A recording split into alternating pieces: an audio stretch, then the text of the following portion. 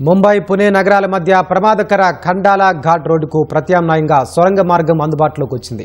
ఈ సొరంగంతో ప్రయాణ దూరం తగ్గనుంది। నిటారుగా ఉండే పర్వత మార్గం గుండా వెళ్లే శ్రమ తప్పనుంది। ఈ 13.3 కిలోమీటర్ల పొడవైన మిస్సింగ్ లింక్ ప్రాజెక్టును మహారాష్ట్ర ముఖ్యమంత్రి దేవేంద్ర ఫడ్నవీస్ ప్రారంభించారు।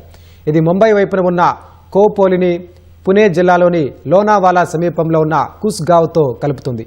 6,700 కోట్ల వ్యయంతో అభివృద్ధి చేసిన ఈ ప్రాజెక్టులో 2 సొరంగాలు, 2 వయాడక్ట్లు, టైగర్ వ్యాలీపై ఒక తీగల వంతెన ఉన్నాయి। ఈ నిర్మాణానికి గిన్నిస్ బుక్లో చోటు లభించింది। ఈ ప్రాజెక్టులో ప్రధాన సొరంగ మార్గాన్ని నవయుగ ఇంజనీరింగ్ కంపెనీ నిర్మించింది। ప్రస్తుతానికి ఈ కొత్త మార్గంలో తేలికపాటి మోటారు వాహనాలు, బస్సులను మాత్రమే అనుమతిస్తున్నారు।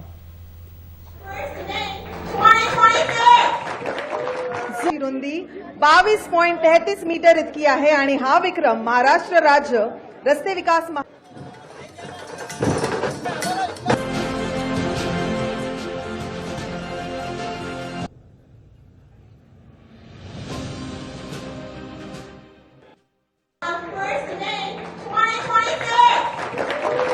रुंदी 22.33 मीटर इतकी आहे आणि हा विक्रम महाराष्ट्र राज्य रस्ते विकास